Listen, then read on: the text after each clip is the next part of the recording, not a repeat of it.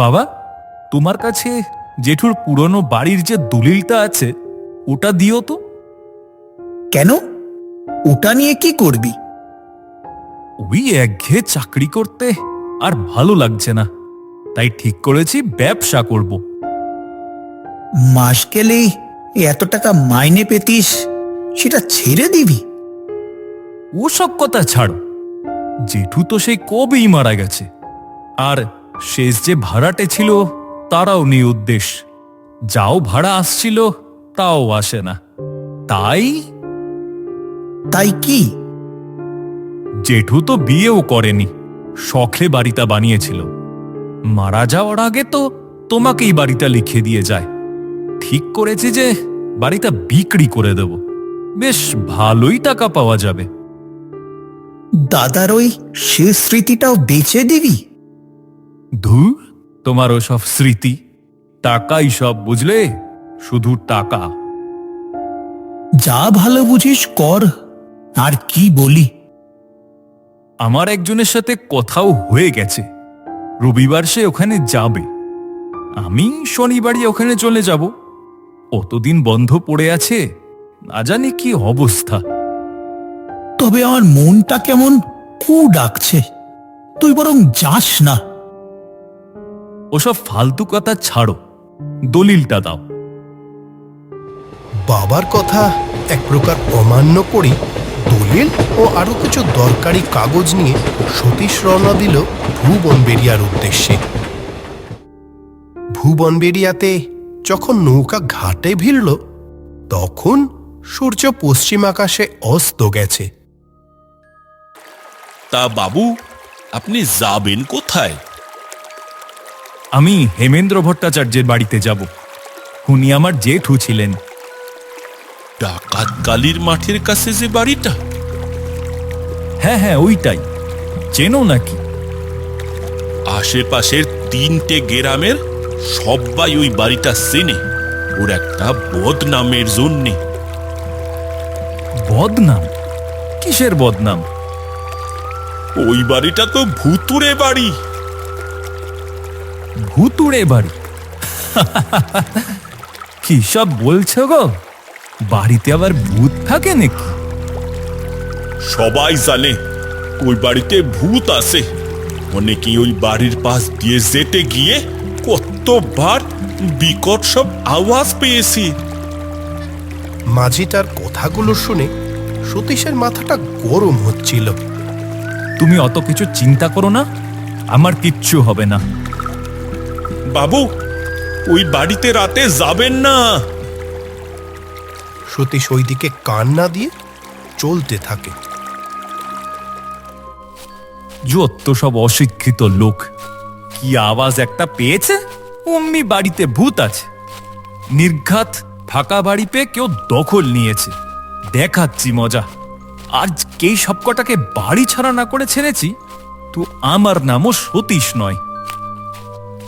উফ, কতক্ষণ হেঁটে ফেললাম, আর কত দূর রে বাবা। ওই তো একটা চায়ের দোকান, ওই লোকটাকে গিয়ে জিজ্ঞেস করি।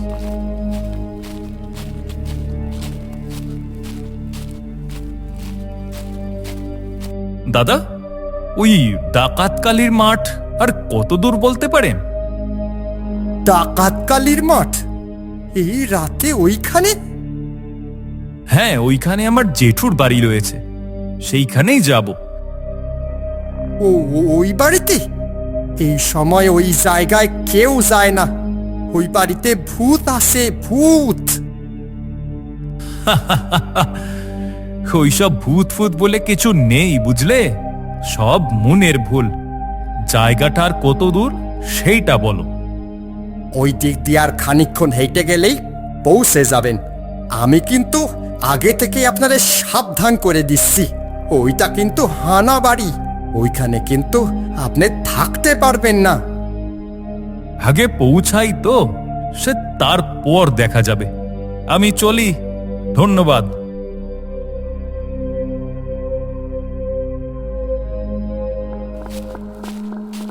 বাড়িটার চারপাশে যেন অন্ধকারের কুণ্ডলী।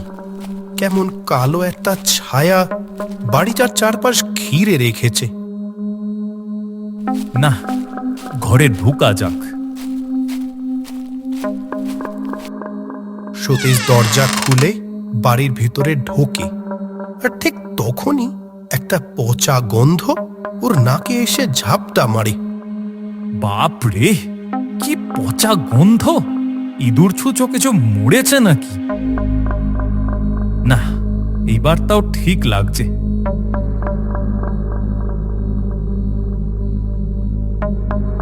এমন সময় সতীশ এক ঝলক দেখল জানলার বাইরে আধো অন্ধকারে কারা যেন দাঁড়িয়ে, জল জলে কিছু দৃষ্টি সতীশের দিকে। কে কে ওখানে? না, কেউ নেই। বিষয়টা নিয়ে আর বেশি ভাবে না সতীশ। আর বেশি রাত করা যাবে না। কালকে সকালেই বাড়িটা দেখতে আসছে ওরা। ওদের আবার নদীঘাটে আনতে যেতে হবে। সতীশ, সাবধানে থাকিস, আর ওখানের কাজ মিটিয়ে কালকেই বাড়িতে ফিরে আসিস। আচ্ছা ঠিক আছে, অত চিন্তা করো না।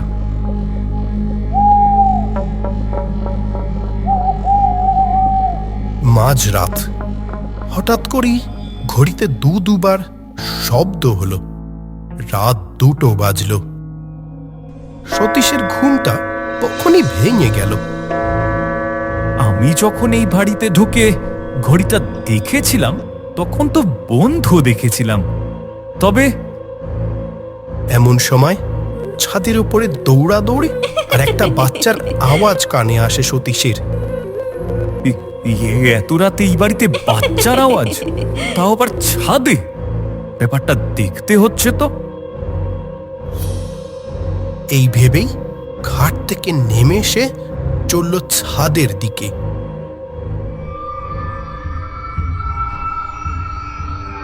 এ কি, তুমি কে?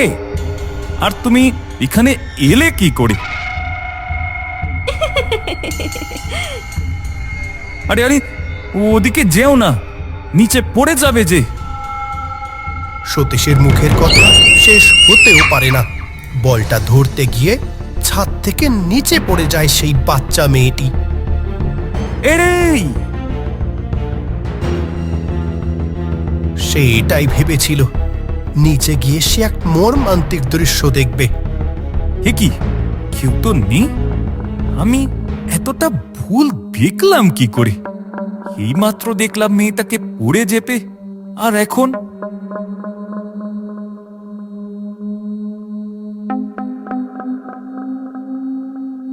ঘরে এসে আবার শুয়ে পড়ল সে। কিছু সময় চোখের সামনে বারবার ছাদের দৃশ্যটা ভেসে উঠছিল। চোখটা সবে লেগেছিল, ঠিক তখনই একটা কান্নার আওয়াজ। না, একজনের নয়, সম্মিলিত আওয়াজ, পুরুষ ও মহিলার। জানলার দিক থেকে আওয়াজটা আসছিল। জানলার কাছে গিয়ে সে দেখে বাড়ির সামনের কুয়োটার কাছে দাঁড়িয়ে একটা লোক আর একটা মহিলা। উদ্দেশ্য পরিষ্কার, আত্মহনন করা, কুয়োতে ঝাঁপ দিয়ে। যার জন্যে বাঁচা সেই যদি না থাকে, তাহলে আমরাই বার কি করব বেঁচে? ও কি করছেন আপনারা? সরে আসুন বলছি। উপস্থিত দুজন যেন সতীশের কথা শুনতেই পেল না। দুজনে ঝাঁপিয়ে না! পড়ে কুয়োর অতল গভীরে। দুবার ভারী কিছু পড়ার শব্দ, আর তারপর সব শান্ত। এত সময় সতীশ সত্যি সত্যি ভয় পেয়েছে। এখানে আমার আসার পর থেকে কি সব হচ্ছে? প্রথমে ছাদে ওই মেয়েটা, আর এখানে এখন এরা।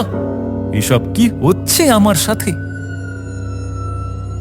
সবেমাত্র সে পিছনের দিকে ঘুরেই ছিল, আর তখনই দেখে ছাদে দেখা সেই বাচ্চা মেয়েটি আর কয়েক মুহূর্ত আগে দেখা লোকটি আর মহিলাটি ওর একদম সামনে হাওয়াতে তিনজন ভাসছে, দৃষ্টি সতীশের দিকেই।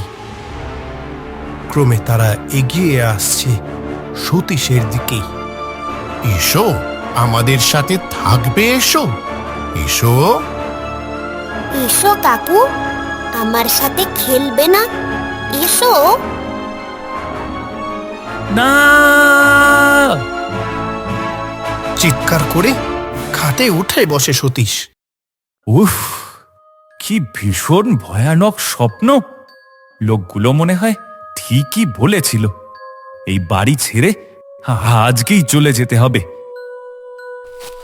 বাড়ির সামনের ওই কুয়োটার দিকেই হঠাৎ চোখ পড়ল সতীশের। কাল রাতের স্বপ্নের কথাটা মনে হতেই কুয়োটার কাছে গেল সে। কুয়োটার ভেতরে চাইতেই ওর জীবনের সব থেকে বড় ধাক্কাটা খেল সতীশ। একটা দেহ পড়ে আছে সেই শুকনো কুয়োটার মধ্যে। দেহটা ওর ভীষণ চেনা। ওটা আর কারণ নয়, ওর নিজেরই। সতীশের মনে পড়ে গেল আগের রাতের দৃশ্যগুলো।